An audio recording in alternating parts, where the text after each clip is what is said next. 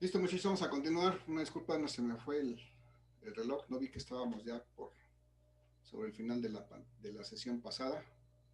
Pero vamos a continuar donde nos quedamos hace un par de minutos.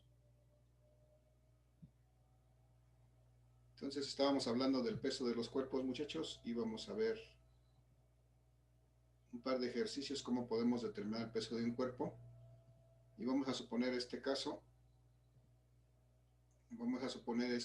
tenemos un vehículo. Vamos a suponer en el primer caso vamos a suponer que esto fuera un vehículo de juguete.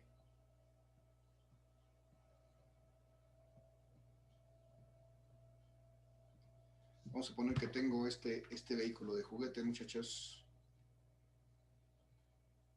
¿Alguna idea de cuánta masa puede tener esto en gramos? Sugieran una cantidad. Unos 500 gramos, más o menos. 500 gramos. Bueno, vamos a suponer que esa fuera la masa. Gracias, Menizada. Vamos a suponer que este cuerpo tiene una masa de 500 gramos. Entonces me interesa determinar cuánto vale su peso, porque esa masa solamente es la cantidad de materia que tiene. Ya todos hemos oído hablar desde hace mucho tiempo de que la masa es la cantidad de materia que tiene un cuerpo. Entonces esta masa se mide en gramos. En gramos, ya le puse ahí kilogramos. Entonces 500 gramos nos dijeron, eso es lo que tiene este cuerpo. Y entonces me interesa determinar no su masa, sino su peso, porque su peso es la fuerza con que la Tierra lo atrae hacia su centro, y este peso yo sé que lo puedo determinar multiplicando su masa por la aceleración de la gravedad, desde luego en el sistema de unidades que corresponda de acuerdo a las unidades en que esté dada la masa. Entonces el peso de este carrito va a ser igual a su masa de 500 gramos por la aceleración de la gravedad, esa letra G, que significa la aceleración de la gravedad. ¿Por qué lo voy a multiplicar entonces, muchachos, si esta masa está dada en gramos? ¿Por qué cantidad? Por 9.8. Bien, hay que revisar, muchachos. Estoy hablando de una unidad que está dada de masa que está dada en gramos. Estoy en este caso. Sí, ya. Entonces debo de multiplicar por una constante de la aceleración de la gravedad, que es esta, porque esta es la que es compatible con esta unidad que son gramos. Entonces debo de multiplicar por 980. Hay que tener cuidado con eso, porque ese es un error muy común. Debo de multiplicar por la constante G de la gravedad, aceleración de la gravedad, que sea al sistema correspondiente. 980 entonces centímetros por segundo cuadrado. Muy bien. Entonces, si yo hago este producto, muchachos, ¿cuánto me da 500 por 980? 490.000. 490,000, gracias. 490,000. Y lo que hice fue 90.000. sí, 490,000. Y lo que hice fue multiplicar masa en gramos por una aceleración de la gravedad dada en centímetros por segundo cuadrado. Y entonces lo que tengo aquí, este producto de unidades, que son gramos por centímetro cuadrado, eso también se llama dinas.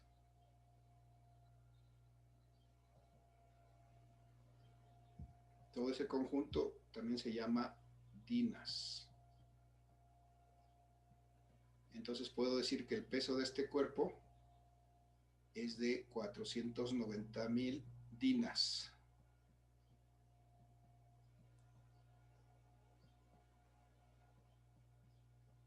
Que desde luego la dina es una unidad de fuerza y el peso es una fuerza. Pero además, como es una fuerza, tiene una dirección y un sentido, porque es una cantidad vectorial. ¿Hacia dónde podría dibujarla en este vehículo, esta fuerza, muchachos? ¿Cómo la tendría que dibujar?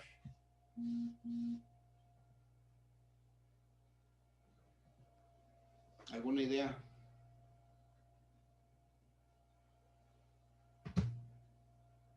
¿Cualquier idea es buena, muchachos?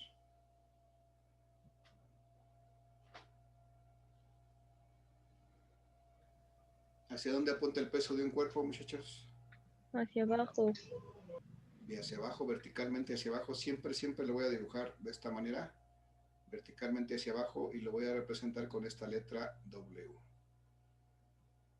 ¿Sí? Desde luego este va a ser un vector que va a tener esta dirección y va a tener esta magnitud que ya calculé para este sistema.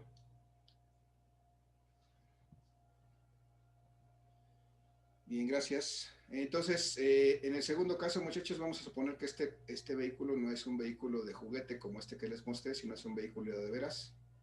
En el segundo caso voy a suponer que la masa de este vehículo sea igual a, vamos a ponerle que sea 1 tonelada. ¿Se han escuchado hablar de las toneladas, muchachos? Supongo que sí.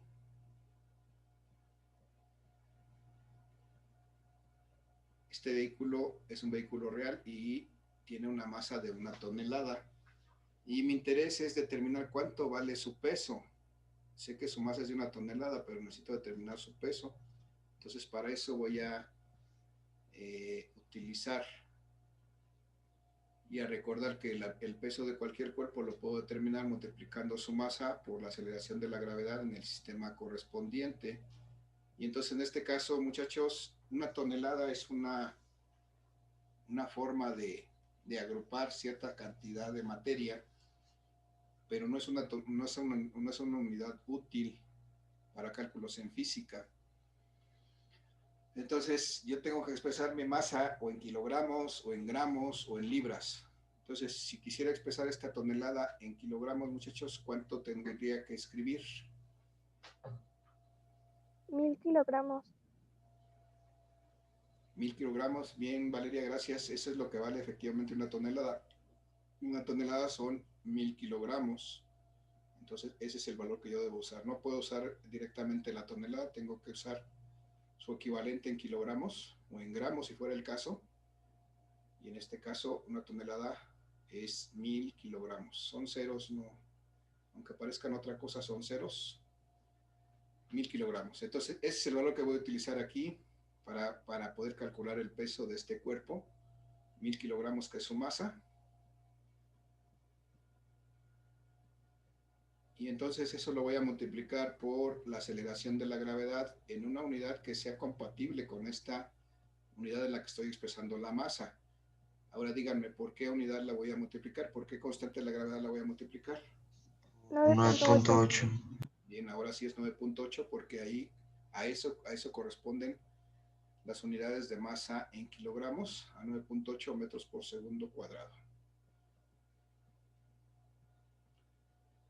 Metros por segundo cuadrado.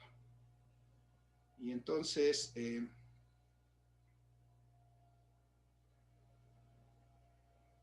¿cuánto me da esto, muchachos? 9.8. 9800. 9800, gracias. 9800 kilogramos metros por segundo cuadrado. Y entonces esta unidad que se acaba de formar, a la hora que ya multipliqué masa por gravedad, estas unidades que se formaron aquí, esa es una unidad muy conocida que ustedes ya han manejado, que se llama precisamente Newton. Ya no me ocupo, creo que lo hice muy grandota, la N, Newton. Y que normalmente se va a simbolizar con la letra N. Entonces este peso, la N mayúscula, este peso lo puedo expresar simplemente como 9800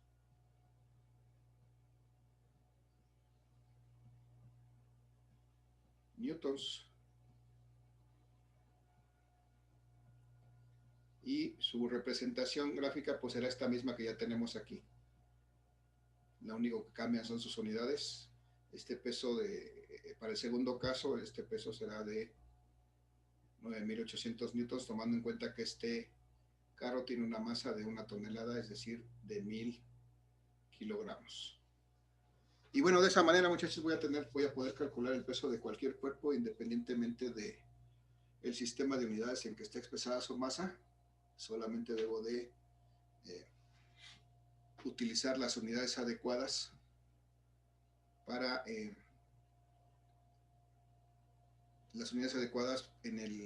la constante de la gravedad, en la aceleración de la gravedad, para que obtengamos un buen resultado a la hora de determinar el peso de un cuerpo. Hasta aquí, muchachos, ¿alguna duda, alguna pregunta? No. No. Bien, gracias. No. Vamos a continuar entonces. Mi siguiente lámina me habla de... Híjole, no se ve la...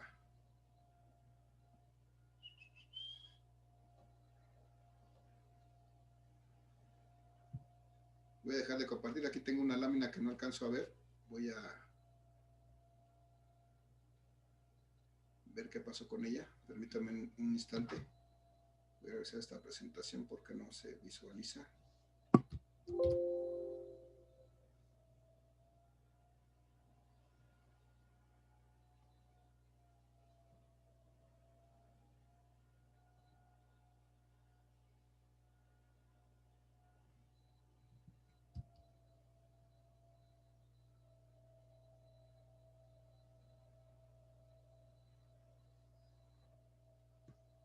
Bien, vamos a ver si no me queda mal y no se deja ver.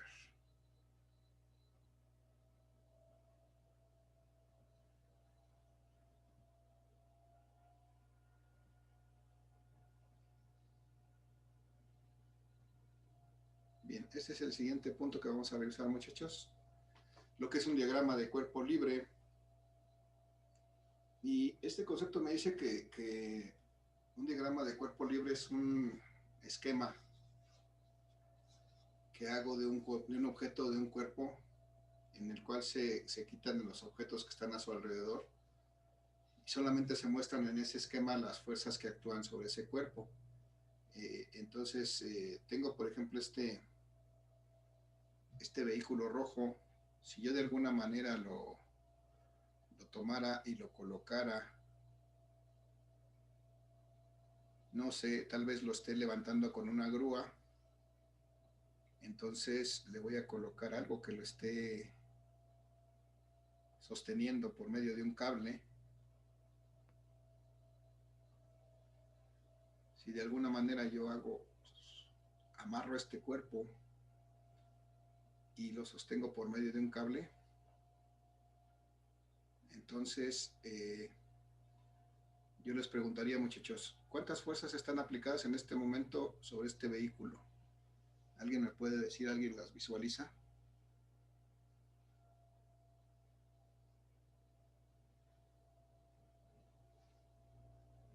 ¿Alguna idea, muchachos?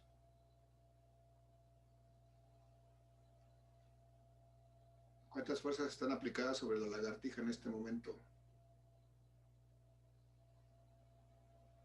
¿Si la ven o no la ven?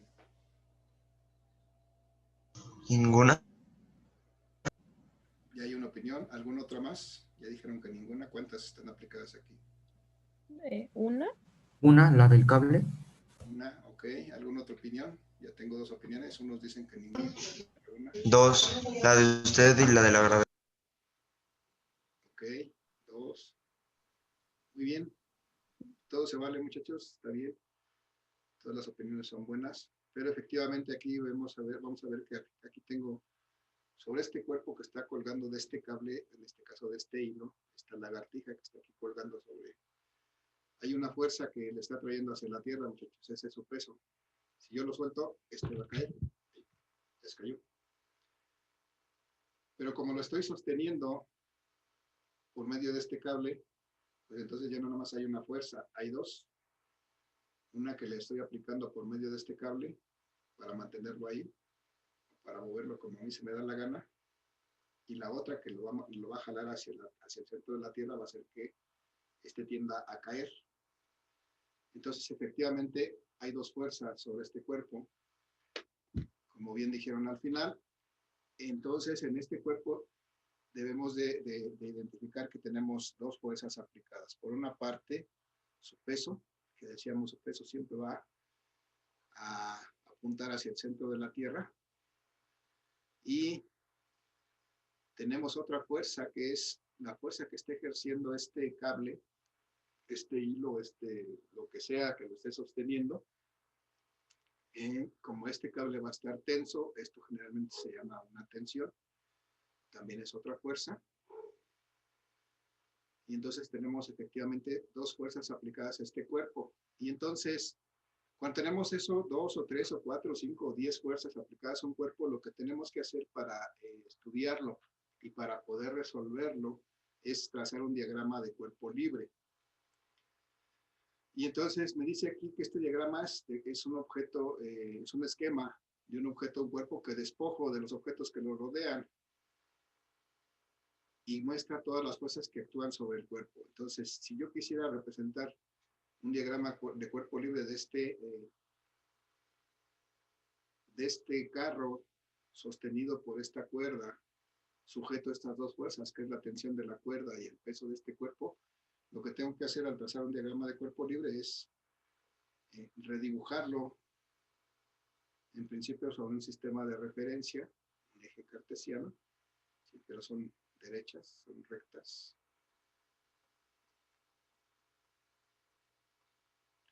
Vamos a ver si ahora sí me sale recta. Entonces voy a trazar un sistema de ejes cartesiano. Y sobre ese sistema de ejes voy a trazar, bueno, habría que hacer primero un esquema claro de este cuerpo.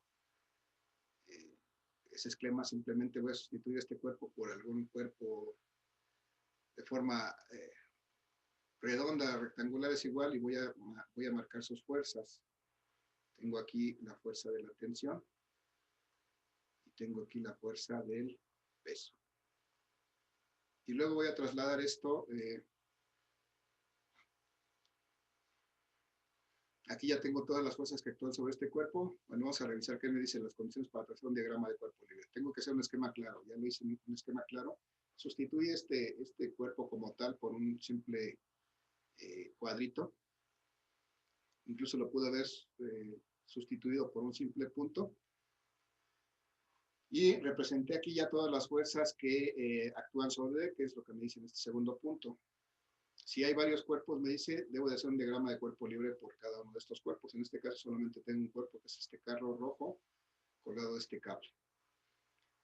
Me dice que debo escribir los valores de las fuerzas, ángulos y distancias. En este caso no conozco los valores de las fuerzas, pero tengo que trazar estas mismas fuerzas en un plano cartesiano. En su caso, indicar las componentes rectangulares de las fuerzas. Voy a ver que tengo entonces aquí la fuerza del peso, que voy a simbolizar ya dentro de este plano cartesiano, y voy a simbolizar también la fuerza de la tensión en este plano cartesiano. Y entonces, en su conjunto, todo esto que acabo de hacer, trazar el esquema y trazar estas fuerzas dentro del plano cartesiano, es lo que se denomina el diagrama de cuerpo libre. Y esta es una cosa que vamos a hacer todos los días, y en cada problema que resolvamos tenemos que trazar un esquema y un diagrama de cuerpo libre. A partir del enunciado de nuestro problema, tenemos que representarlo gráficamente mediante su esquema, y invariablemente tendremos que trazar un diagrama de cuerpo libre, es decir, esto es requisito para poder resolver estos problemas. No podemos, bueno, a salvo que alguien sea tenga una visión espacial muy desarrollada, podría resolver esto sin ayuda de este auxiliar. Este es un auxiliar realmente para que nos permita poder resolver este tipo de problemas. Siempre, siempre, siempre vamos a trazar un diagrama de cuerpo libre, en donde vamos a representar las fuerzas a las que está sujeto cualquier cuerpo. Entonces, esa es la forma en que lo vamos a trazar. Trazar primero un esquema, indicar las fuerzas que están aplicada sobre él, y luego trasladar eso a un sistema de referencia, a un plano cartesiano, y representar nuevamente esas fuerzas. Si tuviéramos sus valores o si tuvieran ángulos, habría que representarlos, y en su caso, representar las componentes de esas fuerzas en el plano cartesiano. Entonces, este es el diagrama más simple cuando tengo solamente dos fuerzas, que en este caso las dos fuerzas coinciden con el eje Y. Este sería mi eje Y, este sería mi eje X, y entonces así sería su diagrama de cuerpo libre.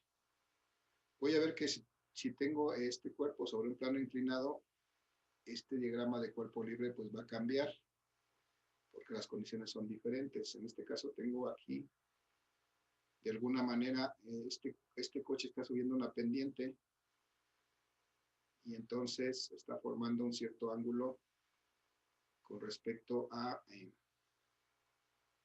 la horizontal. Vamos a llamar que ese ángulo fuera un ángulo teta. Entonces, de alguna manera, este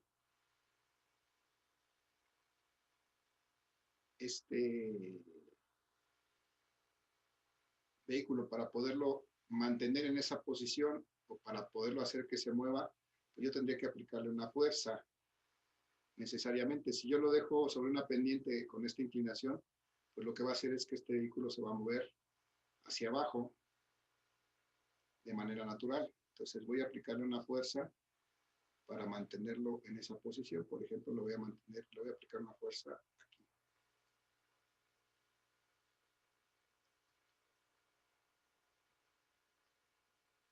Y mediante esta fuerza que yo le aplico, voy a lograr que este cuerpo se mantenga ahí en esa posición.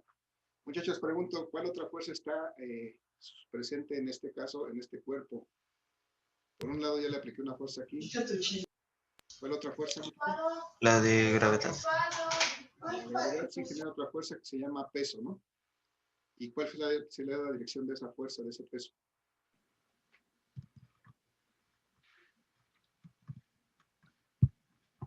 ¿Alguna duda? ¿Alguna idea, muchachos? ¿Hacia dónde estaría ese peso? En vertical hacia abajo. Muy bien, en vertical hacia abajo. Perfecto, gracias, Fátima. Entonces, aquí, exactamente en vertical hacia abajo, bueno, es vertical, nada más que a mí me salen chocas las rayas, es vertical hacia abajo. Así está el peso. Y entonces, para el estudio de estos cuerpos que están en planos inclinados, nosotros vamos a tener que trazar un diagrama de cuerpo libre, pero vamos a hacer un pequeño truco, porque tendremos que hacer un sistema de referencia, un sistema de ejes que coincida con la dirección en que puede moverse, si es que pudiera moverse este vehículo, y entonces representar en base a ese sistema de ejes nuestro diagrama de cuerpo libre. Entonces voy a trazar nuevamente ese sistema de ejes acá, del lado derecho, de este cuerpo. Aquí estaría mi eje X y estaría mi eje Y. Y entonces si veo aquí, mi fuerza coincide exactamente con el eje X, que sería el eje Y. Aquí tenemos el eje Y. Y aquí tendríamos el eje X. Entonces, mi diagrama de cuerpo libre tendría que ser algo similar a lo que está marcado aquí. Es decir, mostrar un plano inclinado, mostrar un cuerpo sobre el plano inclinado, mostrar las fuerzas que están aplicadas sobre ese cuerpo. En este caso, una fuerza que lo está empujando en esta dirección, que es esta fuerza F, y una fuerza de su peso que lo está jalando verticalmente hacia abajo. Y entonces ahí ya dibujé mi esquema que me representa esta situación. Y esto ahora lo voy a trasladar a mi sistema de referencia, a mi plano cartesiano, y entonces veo que aquí la fuerza, de acuerdo a cómo tracé eso, y a la condición de que yo debo de hacer coincidir, en este caso, la dirección del eje X con el plano en el que se puede mover este cuerpo, Entonces, la fuerza F que tengo aquí va a estar aplicada directamente sobre el eje X. Y entonces la puedo representar o la tengo que representar de esta manera, alineada con el eje X. Esta es la fuerza F que estoy aplicando a ese vehículo en la parte trasera. Y entonces me hace falta representar el peso.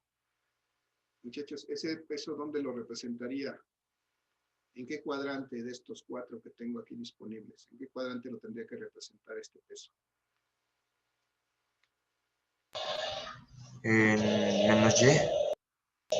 En menos Y. Ajá, o sea que tendría que ser en este tercer cuadrante, ¿no? Aquí, en esta posición. Es el tercer cuadrante, entonces este peso, al ser vertical, pues va a tener una cierta inclinación con respecto al eje Y, que podría ser esta tal vez.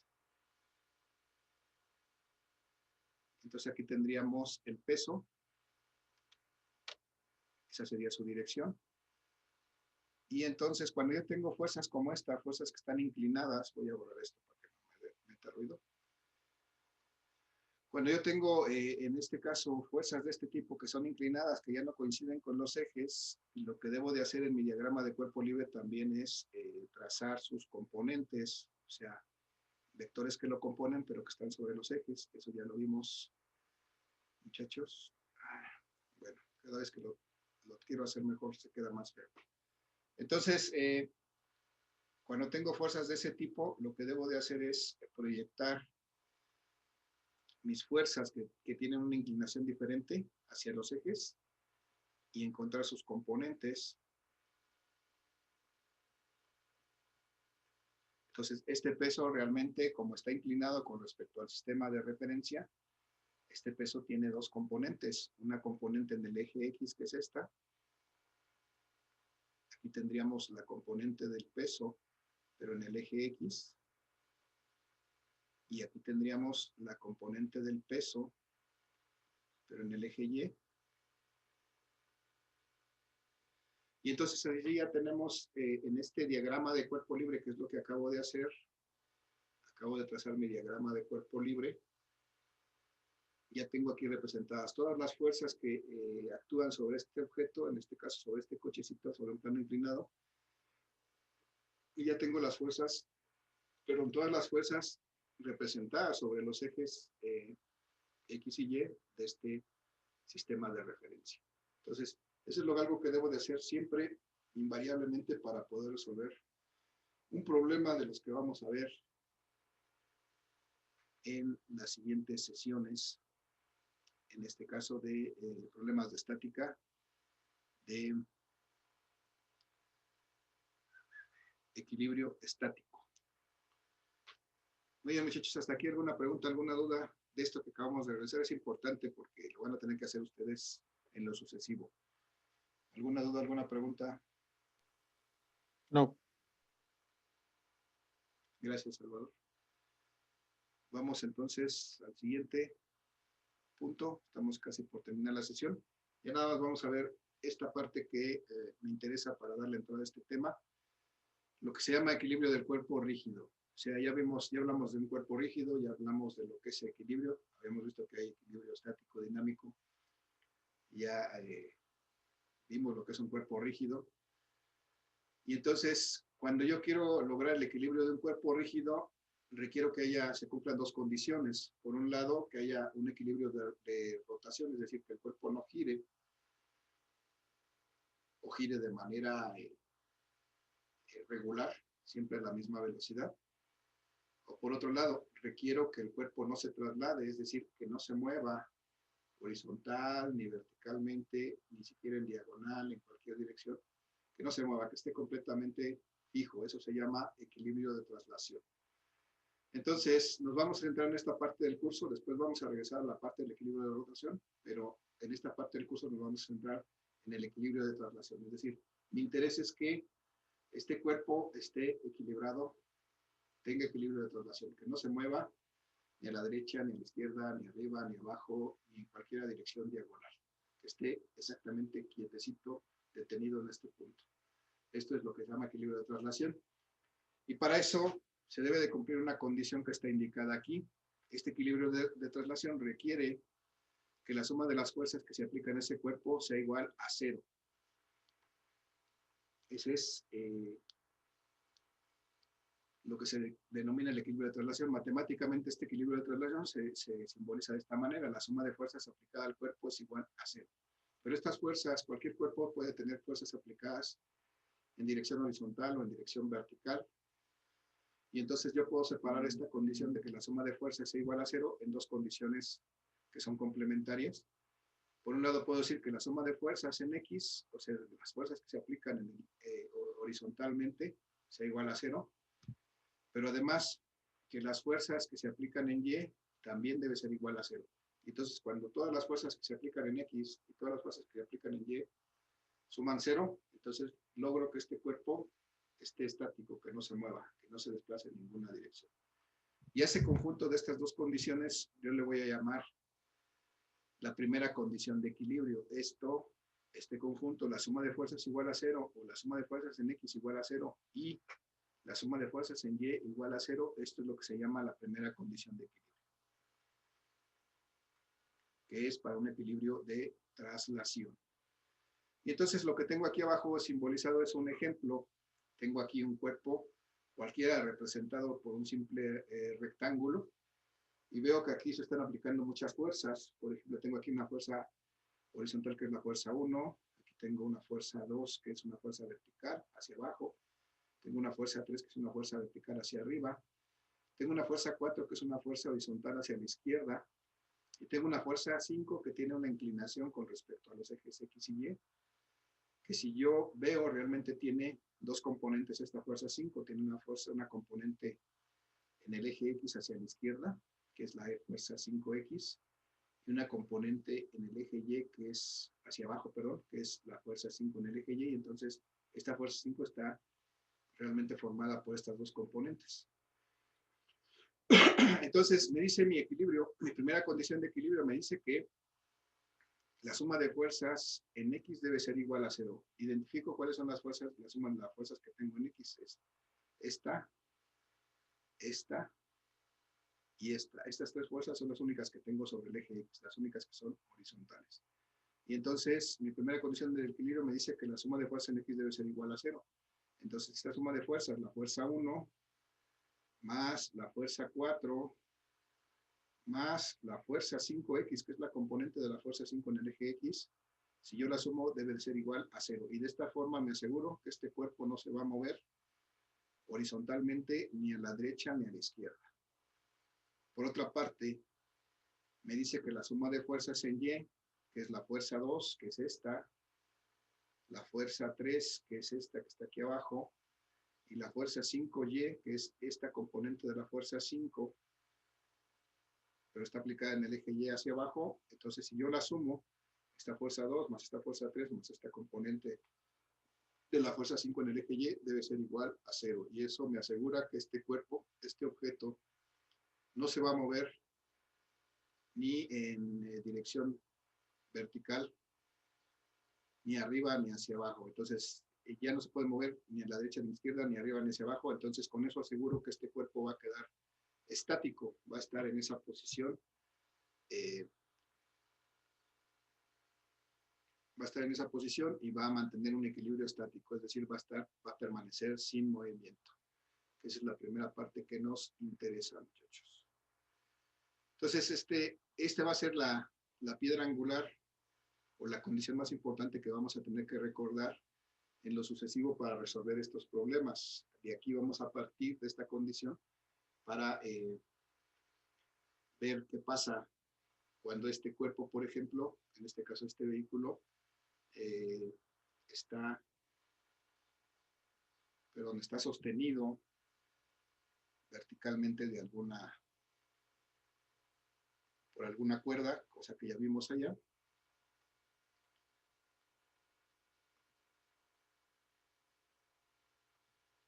Vamos a suponer que este está colgado de alguna manera de alguna cosa que está por acá arriba.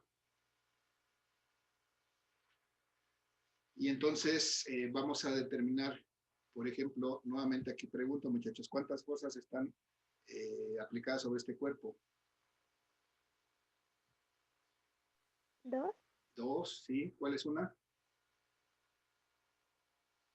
La de gravedad. Ajá, la gravedad genera una fuerza que se llama el peso. Vamos a acostumbrarnos a decir no la gravedad, sino el peso. Muy bien, gracias. Y luego, ¿cuál otra? Y la del cable. Bueno, lo que está sosteniendo el carro. La que está sosteniendo el cable, es decir, este cable cuando se cuelga algo ahí se pone tenso, entonces pues lo vamos a llamar la tensión.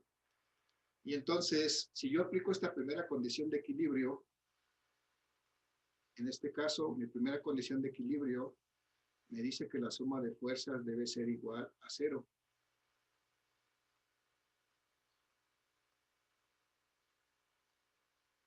Y entonces, ¿qué me dice eso? Pues que si yo sumo estas fuerzas, esta fuerza W, pero esta fuerza T que es positiva hacia arriba, lo primero que tendré que hacer es trazar un diagrama de cuerpo libre de esto, poner estas fuerzas en este diagrama de cuerpo libre. Aquí tendría la tensión y aquí tendría el peso. Se va a acabar esta sesión, muchachos, voy a dejar ver si me da tiempo. Entonces, esto lo tengo que expresar de esta manera. La suma de fuerzas debe ser igual a 0. La tensión veo que aquí es positiva, el peso es negativo, y entonces tendría que decir que la tensión menos el peso debe ser igual a 0. Y de esta manera yo podría determinar la tensión de este cable. Si yo despejo de aquí, me dice que la tensión va a ser igual, exactamente igual al peso. Habría que darle un valor a esta masa y obtener este peso. Ya nos da tiempo en esta sesión, muchachos. En la siguiente lo hacemos. Les agradezco su asistencia, muchachos. Que tengan excelente día y nos vemos en la